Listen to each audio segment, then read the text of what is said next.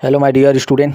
तो चलिए आज हम लोग जो सीजी सेट है 2026 का उसका फर्स्ट पेपर का जो कि सभी के लिए कॉमन रहता है उसका सिलेबस को डिस्कस करते हैं। तो चलिए जाते हैं हम लोग सीजी व्यापम के वेबसाइट पे, जो कि 2024 में जब सीजी सेट करवाए थे तो उन लोग पेपर फर्स्ट का और जितने भी सब्जेक्ट हैं उनका सिलेबस वहाँ पर अपलोडेड है। तो चलिए मैं जाता हूँ, इधर है हमारा,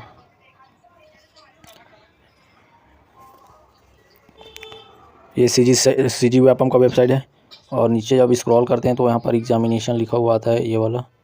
उसके बाद एलिजिबिलिटी में जाएंगे तो यहाँ पर ऊपर में दिख रहा है, ठीक है, सीजी सेट के अंतर्गत परीक्षा। तो इसका यहाँ पर हम लोग क्लिक करते हैं 2024 वाला, ये खुल गया दोस्तों दूसरा पेज, और यहाँ पर लिखा हुआ है सिलेबस, तो उस पर क्लिक करना है।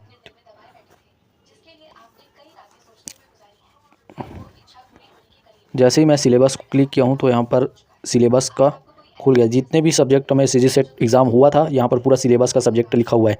तो मैं पेपर फर्स्ट को देखता हूँ, सबसे ऊपर है journal paper on teaching and research aptitude का, ठीक है। तो इसको आज इसी का डिस्कस करेंगे। तो चलिए क्लिक करते हैं।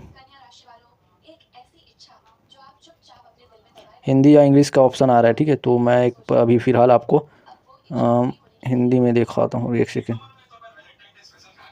हिंदी में दिखाता हूँ। चलिए देखते हैं और इसको ओपन कर लेते हैं WPS में।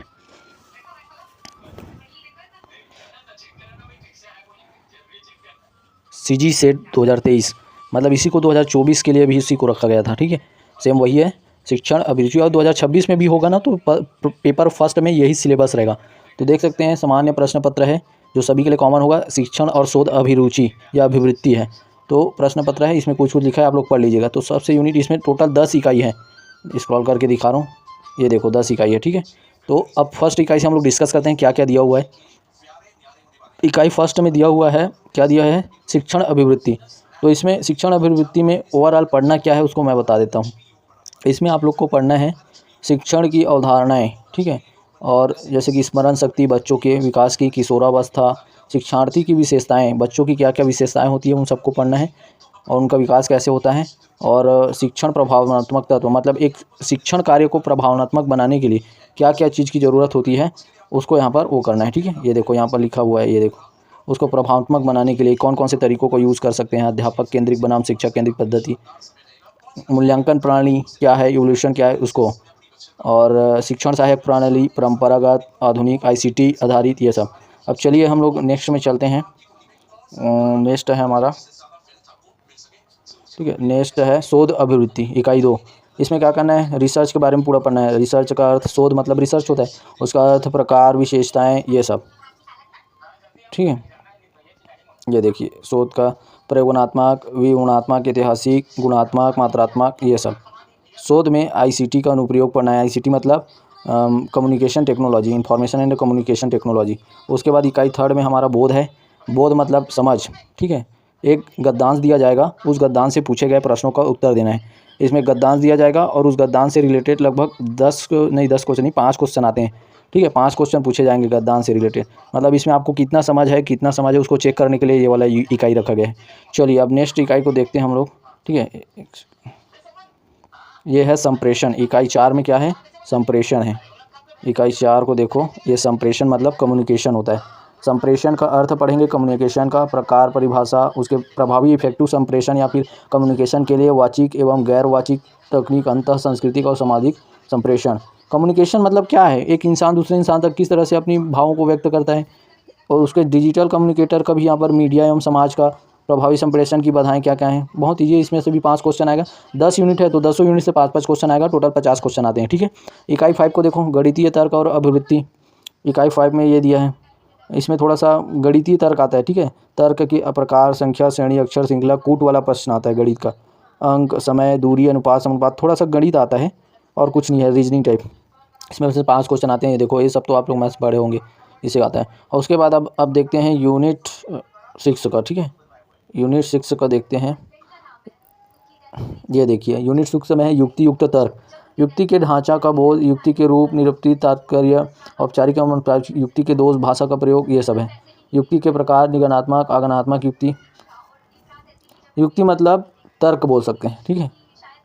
विधि या तर्क, तर्क वितर्क करना, लॉजिकल थिंकिंग बोल सकते हैं। युक्ति युक्त मतलब तर्क, उसी की अवस्था, प्रकृति, ये सबको दिया गया है।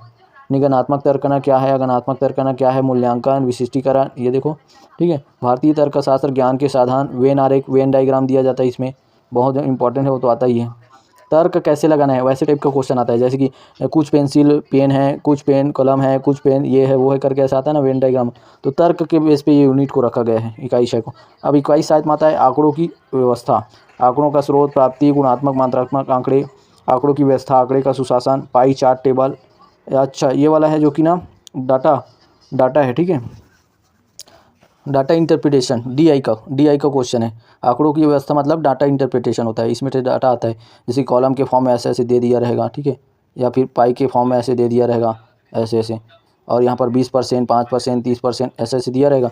तो कितना परसेंट मजदूर, कितने परसेंट किसान हैं, क्या है करके ऐसे डाटा वो करना रहता है आंकड़ों की। इकाई 8 में दिया हुआ है सूचना और संचार प्रौद्योगिकी, आईसीटी। तो ये इसमें पूरा इंटरनेट से रिलेटेड क्वेश्चन पूछा जाएगा, जो जो दिया है, इंटरनेट ईमेल, श्रव्य दृश्य सामग्री, कॉन्फ्रेंस, उच्च शिक्षा में डिजिटल की पहल, आईसीटी की सुशासन, ये सब। चलिए अब हम लोग 2 यूनिट और बचा है, उसको देख लेते हैं। यूनिट 9 में क्या दिया हुआ है, लोग, विकास और पर्यावरण। तो ये पर्यावरण से रिलेटेड क्वेश्चन आते हैं इसमें। क्या क्या, जैविक घटक, अजैविक घटक, नवीनीकरण ऊर्जा स्रोत क्या क्या है, अनवीनीकरण ऊर्जा स्रोत क्या क्या है, पर्यावरण संरक्षण अधिनियम क्या है, ये सब। मेट्रोपियल प्रोटोकॉल्स क्या है, जैव विविधता सम्मेलन, क्योटो प्रोटोकॉल्स क्या है, ये सब, ठीक है। पर्यावरण के मुद्दे भी हैं, जैसे वैश्विक वायु प्रदूषण, जल प्रदूषण, बायोमेडिकल अपशिष्ट, मिलेनियस विकास डेवलपमेंट, मिलेनियम डेवलपमेंट से क्वेश्चन आता है, और प्रोटोकॉल से क्वेश्चन आता है। तो हो सकेगा तो मैं पेपर फर्स्ट का तैयारी भी करवाऊंगा, ठीक है, और नहीं करवाऊंगा तो एक अच्छा सा सोर्स बताऊंगा, जिससे आप लोग वहाँ से तैयारी आसानी से कर सकते हैं।